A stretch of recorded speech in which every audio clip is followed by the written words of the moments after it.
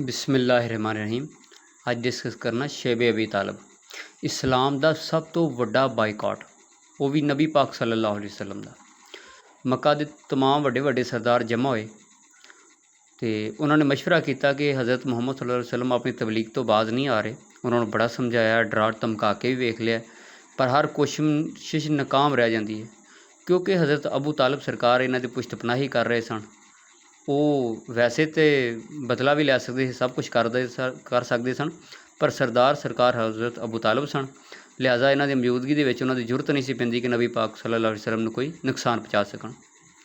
ਲਿਹਾਜ਼ਾ ਉਹਨਾਂ ਨੇ तमाम ਕਬੀਲਿਆਂ ਨੂੰ ਇਕੱਠਾ ਕੀਤਾ ਅਤੇ ਉਹਨਾਂ ਫੈਸਲਾ ਕੀਤਾ ਕਿ ਜਾਂ ਤਾਂ ਤੋਬਾ ਨੌਜ਼ ਬਿल्ला ਮੁਹੰਮਦ ਸੱਲੱਲਾਹੁ ਅਲੈਹਿ ਵਸੱਲਮ ਨੂੰ ਕਤਲ ਕਰ ਦੇਣ, ਅਗਰ ਇਹ ਨਹੀਂ ਮੰਨਦੇ ਤਾਂ ਫਿਰ ਇਹਨਾਂ ਦਾ ਬਾਈਕਾਟ ਕਰ ਦਿੱਤਾ ਜਾਵੇ, ਇਹਨਾਂ ਦੇ ਪੂਰੇ ਖਾਨਦਾਨ ਦਾ। ਲਿਹਾਜ਼ਾ ਉਹਨਾਂ ਨੇ ਇਹ ਗੱਲ ਹਜ਼ਰਤ ਅਬੂ ਤਾਲਬ ਸਰਕਾਰ ਦੇ ਸਾਹਮਣੇ ਰੱਖੀ ਕਿ ਜਾਂ ਤਾਂ ਤੂੰ ਮੁਹੰਮਦ ਸੱਲੱਲਾਹੁ ਅਲੈਹਿ ਵਸੱਲਮ ਨੂੰ ਸਾਡੇ ਹਵਾਲੇ ਕਰ ਦੇ, ਅਸੀਂ ਉਹਨੂੰ ਕਤਲ ਕਰ ਦਈਏ ਤੋਬਾ ਨੌਜ਼ ਬਿल्ला, ਅਗਰ ਨਹੀਂ ਤਾਂ ਆਪਣੇ तमाम ਕਬੀਲਿਆਂ ਨੂੰ ਲੈ ਕੇ ਇੱਥੇ ਦੂਰ ਚਲੇ ਜਾ। ਹਜ਼ਰਤ ਅਬੂ ਤਾਲਬ ਨੇ ਫਰਮਾਇਆ ਕਿ ਮੈਂ ਮੁਹੰਮਦ ਸੱਲੱਲਾਹੁ ਅਲੈਹਿ ਵਸੱਲਮ ਤੁਹਾਡੇ ਹਵਾਲੇ ਨਹੀਂ ਕਰ ਸਕਦਾ, ਲਿਹਾਜ਼ਾ ਮੈਂ ਇੱਥੋਂ ਹਿਜਰਤ ਕਰ ਜਾਂਦਾ ਵਾਂ। ਅਤੇ ਉਹਨਾਂ ਨੇ ਕੀ ਕੀਤਾ ਕਿ ਸ਼ੇਬ ਅਬੀ ਤਾਲਬ ਇੱਕ ਪਹਾੜੀ ਸੀ ਜਿਹੜੀ ਇਹਨਾਂ ਦੀ ਆਪਣੀ ਹੀ ਮਲਕੀਅਤ ਸੀ, ਇਹ ਨਾਮ ਜ਼ਾਹਰ ਕਰ ਰਿਹਾ ਇਹਨਾਂ ਦੇ ਨਾਮ 'ਤੇ ਸੀ, ਉੱਥੇ ਚਲੇ ਗਏ ਕਿਉਂਕਿ ਸਰਦਾਰ ਸਨ ਆਪਣੇ ਪੂਰੇ ਕਬੀਲੇ ਦੇ, ਅਤੇ ਹਜ਼ਰਤ ਮੁਹੰਮਦ ਸੱਲੱਲਾਹੁ ਅਲੈਹਿ ਵਸੱਲਮ ਸਰਕਾਰੀ ਅਬੂ ਤਾਲਬ ਦੇ ਅੰਡਰ ਸਨ। ਇਹਨਾਂ ਨੇ ਕੀ ਕੀਤਾ, ਸਰਕਾਰੀ ਅਬੂ ਤਾਲਬ ਨੇ ਕਿ ਇਹਨਾਂ ਸਾਰਿਆਂ ਨੂੰ ਲੈ ਕੇ ਉਸ ਪਹਾੜੀ ਦੇ ਵਿੱਚ ਪਨਾਹ ਲੈ ਲਈ, ਜਾ ਕੇ ਰਹਿਣ ਲੱਗ ਗਏ। ਕਾਫਰਾਂ ਨੇ ਇਹਨਾਂ ਦੇ ਉੱਤੇ ਹਰ ਤਰ੍ਹਾਂ ਦੀ ਪਾਬੰਦੀ ਆਇਦ ਕੀਤੀ ਸੀ ਕਿ ਕੋਈ ਇਹਨਾਂ ਨੂੰ ਖਾਣਾ ਵੀ ਨਹੀਂ ਦੇਗਾ, ਕੋਈ ਇਹਨਾਂ ਨਾਲ ਲੈਣ ਦੇਣ ਨਹੀਂ ਕਰੇਗਾ, ਕੋਈ ਇਹਨਾਂ ਨਾਲ ਅੱਛਾ ਸਲੂਕ ਨਹੀਂ ਕਰੇਗਾ। ਅਗਰ ਕੋਈ ਕਰਦਾ ਹੋਇਆ ਫੜਿਆ ਗਿਆ ਤਾਂ ਉਹਨੂੰ ਸਜ਼ਾ ਦਿੱਤੀ ਜਾਏਗੀ, ਅਤੇ ਸਜ਼ਾ ਦਿੱਤੀ ਵੀ ਜਾਂਦੀ ਸੀ। ਠੀਕ ਹੈ, ਇੱਥੋਂ ਤੀਕਰ ਕਿ ਇਹਨਾਂ ਨੂੰ ਦਰਖਤਾਂ ਦੇ ਪੱਤੇ ਖਾਣੇ ਪਏ। ਇਹ ਸਿਰਫ ਖਾਨਦਾਨ ਕੁਰੈਸ਼ ਹੀ ਜਿਹੜਾ ਹੈ ਇਹਦੇ ਵਿੱਚ ਬਾਈਕਾਟ ਦੇ ਵਿੱਚ ਆਇਆ ਸੀ ਅਤੇ ਪਹਾੜੀ ਦੇ ਦर्रे ਵਿੱਚ ਰਹਿਣ 'ਤੇ ਮਜਬੂਰ ਹੋਇਆ ਸੀ। ਇਹਨਾਂ ਨੂੰ ਦਰਖਤਾਂ ਦੇ ਪੱਤੇ ਖਾਣੇ ਪਏ ਅਤੇ ਬੜੇ ਬੁਰੇ ਹਾਲਾਤ। ਜ਼ਾਹਰੀ ਗੱਲ ਤੁਸੀਂ ਸਮਝ ਸਕਦੇ ਹੋ ਕਿ ਇੱਕ ਪਹਾੜੀ ਹੋਵੇ, ਬਾਹਰੋਂ ਸ਼ਹਿਰ ਦੇ ਵਿੱਚ ਨਾ ਉੱਧਰੋਂ ਦੁੱਧ ਜਾਵੇ, ਨਾ ਉੱਧਰੋਂ ਕੋਈ ਖਾਣ ਦਾ ਨਿਜ਼ਾਮ ਜਾਵੇ, ਨਾ ਕੋਈ ਸਹੂਲਤ ਜਾਵੇ, ਅਤੇ ਉੱਥੋਂ ਦਾ ਕਿਵੇਂ ਇੰਤਜ਼ਾਮ ਹੋਏਗਾ, ਕੀ ਨਿਜ਼ਾਮ ਹੋਏਗਾ। ਤੁਸੀਂ ਸਮਝ ਸਕਦੇ ਹੋ ਕਿ ਅਗਰ ਹਰ ਤਰ੍ਹਾਂ ਉੱਧਰ ਪਾਬੰਦੀ ਲੱਗ ਜਾਵੇ ਅਤੇ ਕੋਈ ਅਗਰ ਖਾਣਾ ਦੇਣ ਦੀ ਕੋਸ਼ਿਸ਼ ਕਰੇ ਤਾਂ ਉਹਨੂੰ ਸਜ਼ਾ ਦਿੱਤੀ ਜਾਵੇ। ਇੱਥੋਂ ਤੀਕਰ ਕਿ ਬੱਚੇ ਰੋਂਦੇ ਸਨ, ਛੋਟੇ ਛੋਟੇ। ਕੁਛ ਨੇਕ ਦਿਲ ਗੈਰ ਮੁਸਲਿਮ ਵੀ ਸੀ, ਉਹਨਾਂ ਕਾਫਰਾਂ ਨੂੰ ਆ ਕੇ ਲੜਦੇ ਸੀ, ਝਗੜਦੇ ਸੀ ਕਿ ਕੀ ਤੁਸੀਂ ਇਹ ਛੋਟੇ ਛੋਟੇ ਬੱਚਿਆਂ ਨੂੰ, ਸਾਡੇ ਕੋਲ ਰੋਣਾ ਨਹੀਂ ਸੁਣਿਆ ਜਾਂਦਾ, ਮੰਨਿਆ ਅਸੀਂ ਗੈਰ ਮੁਸਲਿਮ ਹਾਂ, ਪਰ ਬੱਚਿਆਂ ਦਾ ਕੀ ਕਸੂਰ ਹੈ, ਲਿਹਾਜ਼ਾ ਉਹਨਾਂ ਨੂੰ ਛੱਡ ਦੇਵੋ। ਪਰ ਉਹਨਾਂ ਨੇ ਕਿਹਾ ਨਹੀਂ, ਜਿੰਨੀ ਦੇਰ ਤੱਕ ਇਹ ਹਜ਼ਰਤ ਜਨਾਬ ਅਬੂ ਤਾਲਬ ਸਾਡੇ ਹਵਾਲੇ ਹਜ਼ਰਤ ਮੁਹੰਮਦ ਸੱਲੱਲਾਹੁ ਅਲੈਹਿ ਵਸੱਲਮ ਨੂੰ ਨਹੀਂ ਕਰਨਗੇ ਤਾਂ ਕਿ ਅਸੀਂ ਉਹਨੂੰ ਕਤਲ ਕਰ ਦਈਏ, ਉਨੀ ਦੇਰ ਤੱਕ ਅਸੀਂ ਇਹ ਬਾਈਕਾਟ ਖ਼ਤਮ ਨਹੀਂ ਕਰਾਂਗੇ। ਇਹਨਾਂ ਬਗੈਰਤਾਂ ਦੀ ਕਾਫਰਾਂ ਦੀ ਇਹ ਸ਼ਰਤ ਸੀ। ਲਿਹਾਜ਼ਾ ਇਹ 3 ਸਾਲ ਦਾ ਬਾਈਕਾਟ ਹੋਇਆ ਸੀ। ਇਹ ਸ਼ਰਤ ਨਹੀਂ ਸੀ ਵੀ 3 ਸਾਲ ਹੀ ਹੋਣਾ ਹੈ। ਉਹ ਅਗਰ ਨਾ ਮਤਲਬ ਉਹਨਾਂ ਦਾ ਮਕਸਦ ਹੀ ਭਾਵੇਂ ਅੱਜ ਖ਼ਤਮ ਕਰ ਲਓ, ਅਗਰ ਸਾਡੀ ਜ਼ਿੱਦ ਮੰਨ ਲਵੋ, ਵਰਨਾ ਇਹ ਚੱਲਦਾ ਹੀ ਰਹਿਣਾ ਸੀ। ਅੱਛਾ, ਹੁਣ ਇੱਥੇ ਇੱਕ ਪੁਆਇੰਟ ਦੀ ਗੱਲ ਹੈ ਕਿ ਇਸ ਵਕਤ ਨਾ ਹਜ਼ਰਤ ਉਮਰ, ਹਜ਼ਰਤ ਅਬੂ ਬਕਰ, ਹਜ਼ਰਤ ਉਸਮਾਨ ਇਹ ਵੀ ਇਸਲਾਮ ਕਬੂਲ ਕਰ ਚੁੱਕੇ ਸਨ। ਮੈਂ ਬੜਾ ਨੈੱਟ ਤੋਂ ਵੀ ਸਰਚ ਕੀਤਾ, ਹਰ ਜਗ੍ਹਾ ਤੋਂ ਕੋਸ਼ਿਸ਼ ਕੀਤੀ ਲੱਭਣ ਦੀ ਕਿ ਸ਼ੇਬ ਅਬੀ ਤਾਲਬ ਦੇ ਵਿੱਚ ਮੈਨੂੰ ਕੋਈ ਐਸਾ ਕਿਰਦਾਰ ਮਿਲੇ ਕਿ ਜਿਹੜਾ ਦੇਖੋ ਨਾ, ਬੜੇ ਬਹਾਦਰ ਸਨ ਹਜ਼ਰਤ ਉਮਰ, ਹਜ਼ਰਤ ਅਬੂ ਬਕਰ, ਇਹ ਬੜੇ ਮਤਲਬ ਆਲਾ ਸ਼ਖਸੀਅਤ ਸਨ।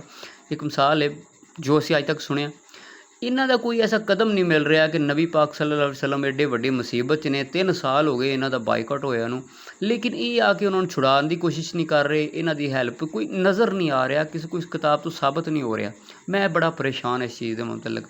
ਅਗਰ ਤੁਹਾਡੇ ਕੋਲ ਕੋਈ ਹਵਾਲਾ ਹੋਵੇ ਇਸ ਚੀਜ਼ ਦਾ ਕਿ ਇਹਨਾਂ ਨੇ ਇਹ ਵੀ ਸ਼ੇਬ ਅਬੀ ਤਾਲਬ ਦੇ ਵਿੱਚ ਰਹੇ ਸਨ, ਕਿਉਂਕਿ ਬੜੇ ਵੱਡੇ ਆਸ਼ਿਕ ਸਨ ਇਹ ਨਬੀ ਪਾਕ ਸੱਲੱਲਾਹੁ ਅਲੈਹਿ ਵਸੱਲਮ ਦੇ, ਅਤੇ ਇਹਨਾਂ ਨੂੰ ਤਾਂ ਸ਼ੇਬ ਅਬੀ ਤਾਲਬ ਦੇ ਵਿੱਚ ਹੀ ਹੋਣਾ ਚਾਹੀਦਾ ਸੀ ਨਾ। ਨਬੀ ਪਾਕ ਅਗਰ ਨਬੀ ਪਾਕ ਦੁੱਖ ਦੇ ਵਿੱਚ ਨੇ ਤਾਂ ਸਕੂਨ ਬਾਹਰ ਕਿਵੇਂ ਲੈ ਸਕਦੇ ਨੇ।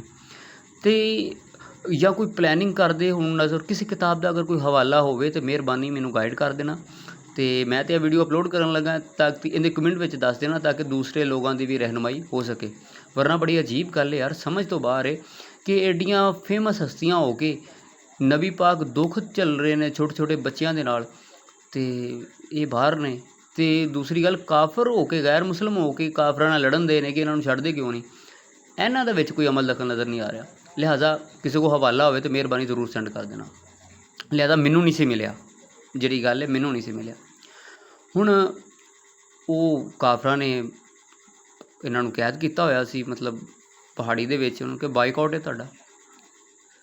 ਓਹੋ, ਕੀ ਕਰੀਏ ਯਾਰ। ਲੇਕਿਨ ਫਿਰ ਇਹ ਮੌਜਜ਼ਾ ਅੱਲਾਹ ਪਾਕ ਦਾ ਐਸਾ ਹੋਇਆ, ਹਜ਼ਰਤ ਅਬੂ ਤਾਲਿਬ ਨੂੰ ਨਬੀ ਪਾਕ ਸੱਲੱਲਾਹੁ ਅਲੈहि ਵਸੱਲਮ ਨੇ ਫਰਮਾਇਆ ਕਿ ਚਾਚਾ ਤੁਸੀਂ ਜਾ ਕੇ ਕਹੋ ਜਿਹੜਾ ਮੁਆਹਿਦਾ ਲਿਖਿਆ ਪਿਆ ਨਾ, ਜਿਸ ਮੁਆਹਿਦਾ ਲਿਖਿਆ ਹੈ ਉਹ ਖਾਨਾ ਕਾਬਾ 'ਚ ਸੀ, ਉਹਨਾਂ ਕੋਲ ਸੰਦੂਕ 'ਚ ਰੱਖਿਆ ਸੀ। ਉਹਨਾਂ ਨੂੰ ਜਾ ਕੇ ਕਹੋ ਕਿ ਜਿੱਥੇ ਜਿੱਥੇ ਵੀ ਨਾਮ ਅੱਲਾ ਹੈ ਉਹ ਸੇਫ ਹੈ, ਬਚ ਗਿਆ ਹੈ, ਬਾਕੀ ਮੁਆਹਿਦਾ ਸਾਰਾ ਟਿੱਡੀਆਂ ਨੇ ਜਾਂ ਦੀਮਕ ਨੇ ਖਾ ਲਿਆ। ਸਰਕਾਰੀ ਅਬੂ ਤਾਲਬ ਆਏ, ਕਾਫਰ ਖੁਸ਼ ਹੋ ਗਏ ਕਿ ਲੱਗਦਾ ਹੈ ਹਜ਼ਰਤ ਅਬੂ ਤਾਲਬ ਆ ਗਏ ਨੇ, ਲੱਗਦਾ ਇਹ ਸਾਡੀ ਗੱਲ ਮੰਨਣ ਲੱਗੇ ਨੇ। ਲਿਹਾਜ਼ਾ ਜਨਾਬ ਅਬੂ ਤਾਲਬ ਨੇ ਉਹਨਾਂ ਨੂੰ ਆ ਕੇ ਹੁਕਮ ਦਿੱਤਾ ਕਿ ਬਲਕਿ ਫਰਮਾਨ ਸੁਣਾਇਆ ਨਬੀ ਪਾਕ ਸੱਲੱਲਾਹੁ ਅਲੈहि ਵਸੱਲਮ ਦਾ ਕਿ ਹਜ਼ਰਤ ਮੁਹੰਮਦ ਸੱਲੱਲਾਹੁ ਅਲੈहि ਵਸੱਲਮ ਫਰਮਾ ਰਹੇ ਨੇ ਕਿ ਉਹ ਮੁਆਹਿਦਾ ख़त्म ਹੋ ਗਿਆ, ਜਿੱਥੇ ਤੁਸੀਂ ਮੁਆਹਿਦਾ ਅੱਲਾ ਦਾ ਨਾਮ ਹੈ ਉਹ ਬਚ ਗਿਆ ਹੈ, ਬਾਕੀ ख़त्म ਹੋ ਗਿਆ।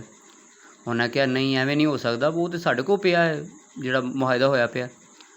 ਉਹਨਾਂ ਕਿਹਾ ਐ ਅਬੂ ਤਾਲਬ ਅਗਰ ਇਹ ਗੱਲ ਤੁਹਾਡੀ ਗਲਤ ਹੋਈ ਤੇ ਤੁਸੀਂ ਹਜ਼ਰਤ ਮੁਹੰਮਦ ਨੂੰ ਸਾਡੇ ਹਵਾਲੇ ਕਰ ਦੋਗੇ? ਆਪਨੇ ਫਰਮਾਇਆ ਮੈਨੂੰ ਮੁਹੰਮਦ ਸੱਲੱਲਾਹੁ ਅਲੈहि ਵਸੱਲਮ 'ਤੇ ਪੂਰਾ ਯਕੀਨ ਹੈ। ਉਹਨਾਂ ਨੇ ਕਿਹਾ ਇਹ ਹੱਕ ਹੋਏਗਾ, ਅਗਰ ਨਾ ਹੋਇਆ ਤਾਂ ਮੈਂ ਤੁਹਾਨੂੰ ਆਪਣੇ ਹੱਥੀਂ ਵਾਪਸ ਕਰਾਂਗਾ ਕਿ ਜੋ ਮਰਜ਼ੀ ਨਬੀ ਪਾਕ ਸੱਲੱਲਾਹੁ ਅਲੈहि ਵਸੱਲਮ ਨਾਲ ਕਰ ਦਿਓ। ਲਿਹਾਜ਼ਾ ਉਹਨਾਂ ਨੇ ਜਾ ਕੇ ਉਹ ਸੰਦੂਕ ਖੋਲ੍ਹਿਆ, ਲੋਕ ਜਮ੍ਹਾਂ ਹੋ ਗਏ ਬੜੇ ਸਾਰੇ ਕਿ ਐਡੀ ਵੱਡੀ ਗੱਲ, ਜਮ੍ਹਾਂ ਹੋ ਗਏ। ਕੁਛ ਬੜੇ ਲੋਕਾਂ ਦਾ ਇਹ ਖਿਆਲ ਸੀ ਵੀ ਦਿਲ ਸੀ ਕਿ ਇਹਨਾਂ ਨੂੰ ਆਜ਼ਾਦ ਕਰ ਦਿੱਤਾ ਜਾਵੇ, ਲੇਕਿਨ ਜਦੋਂ ਮੁਆਹਿਦਾ ਦੇਖਿਆ ਗਿਆ, ਵੇਖਿਆ ਟਿੱਡੀਆਂ ਨੇ ਦੀਮਕ ਨੇ ਸਾਰਾ ਖਾ ਲਿਆ ਸੀ, ਜਿੱਥੇ ਅੱਲਾ ਲਿਖਿਆ ਸੀ ਸਿਰਫ ਉਹ ਸੇਫ ਸੀ। ਲਿਹਾਜ਼ਾ ਉਹਨਾਂ ਨੂੰ ਮੰਨਣੀ ਪਈ। ਇਸ ਤਰੀਕੇ 3 ਸਾਲ ਦੀ ਬੜੀ ਔਖੀ ਜ਼ਿੰਦਗੀ ਕੱਟ ਕੇ, ਉਹ ਦੁੱਖ ਦਰਦ ਕੱਟ ਕੇ ਇਹਨਾਂ ਨੂੰ ਉੱਥੋਂ ਰਿਹਾਈ ਮਿਲੀ ਸ਼ਿਬ ਅਬੀ ਤਾਲਬ ਦੇ ਵਿੱਚੋਂ। ਹੁਣ ਅੱਛਾ ਇੱਥੇ ਗੱਲ ਇੱਕ ਹੋਰ ਹੈ, ਐਡਾ ਲੰਬਾ ਤਰੀਨ ਬਾਈਕਾਟ ਹੈ। ਅੱਛਾ ਸਰਦਾਰ ਸਨ ਹਜ਼ਰਤ ਅਬੂ ਤਾਲਬ। ਹੁਣ ਇੱਕ ਗੱਲ ਹੈ, ਵੈਸੇ ਆਮ ਦੁਨੀਆ ਦੀ ਗੱਲ ਹੈ, ਅਗਰ ਇੱਕ ਇਨਸਾਨ ਦੀ ਵਜ੍ਹਾ ਤੋਂ, ਹੁਣ ਕੁਛ ਲੋਕ ਇਹ ਨੇ ਜਿਹੜੇ ਜਨਾਬ ਅਬੂ ਤਾਲਬ ਗਲਤ ਕਹਿੰਦੇ ਨੇ, ਅਗਰ ਇੱਕ ਇਨਸਾਨ ਦੀ ਵਜ੍ਹਾ ਤੋਂ ਜੋ ਇੰਨੇ ਬੱਚਿਆਂ ਦੀ ਜਾਨ ਜਾਂਦੀ ਹੋਵੇ ਤੇ ਹਰ ਬੰਦਾ ਇਹ ਫੈਸਲਾ ਕਰੇਗਾ ਯਾਰ ਇੱਕ ਇਨਸਾਨ ਨੂੰ ਮਾਰਵਾ ਦਿਓ ਤੇ ਬਾਕੀਆਂ ਨੂੰ ਤਾਂ ਬਚਾ ਲਓ ਨਾ, ਪੂਰੇ ਖਾਨਦਾਨ ਨੂੰ। ਲੇਕਿਨ ਨਹੀਂ, ਸਰਕਾਰੀ ਅਬੂ ਤਾਲਬ ਨੇ ਛੋਟੇ ਛੋਟੇ ਬੱਚਿਆਂ ਨੂੰ ਰੋਂਦਾ ਵੇਖਿਆ ਹੈ, ਲੇਕਿਨ ਨਬੀ ਪਾਕ ਸੱਲੱਲਾਹੁ ਅਲੈहि ਵਸੱਲਮ ਨੂੰ ਕਾਫਰਾਂ ਦੇ ਹਵਾਲੇ ਨਹੀਂ ਕੀਤਾ। ਪੇਟ ਨਾਲ ਲੱਗ ਗਏ ਨੇ, ਸੁੱਕਾ ਚਮੜਾ, ਦਰਖਤਾਂ ਦੇ ਪੱਤੇ ਖਾਧੇ, 3 ਸਾਲ ਇਸ ਤਰ੍ਹਾਂ ਗੁਜ਼ਾਰਨੇ। ਕੋਈ ਬੰਦਾ ਗੁਜ਼ਾਰ ਕੇ ਪਹਿਲੇ ਦੱਸੇ। ਜਿਹੜੇ ਸਰਕਾਰੀ ਅਬੂ ਤਾਲਬ ਦੇ ਬਾਰੇ ਗਲਤ ਬੋਲਦੇ ਨੇ, ਮੈਂ ਉਹਨਾਂ ਨਾਲ ਗੱਲ ਕਰ ਰਿਹਾ ਕਿ ਇਸ ਤਰ੍ਹਾਂ ਇਸਲਾਮ ਦੀ ਖਾਤਰ ਏਡੀਆਂ ਏਡੀਆਂ ਕੁਰਬਾਨੀਆਂ ਦੇਣ। ਉਹ ਬਈ ਖਾਲੀ ਤੁਸੀਂ ਕਹਿੰਦੇ ਨਾ ਜ਼ੁਬਾਨ ਨਾਲ ਕਲਮਾ ਪੜ੍ਹਨਾ, ਜ਼ੁਬਾਨ ਨਾਲ ਕਲਮਾ ਤੇ ਮੁਨਾਫਿਕ ਵੀ ਪੜ੍ਹਦੇ ਨੇ। ਅਸਲ ਕਲਮਾ ਹੁੰਦਾ ਜਿਹੜਾ ਦਿਲ ਨਾਲ ਪੜ੍ਹਿਆ ਜਾਵੇ, ਅਮਲ ਦੇ ਨਾਲ ਜ਼ਾਹਰ ਹੋਵੇ।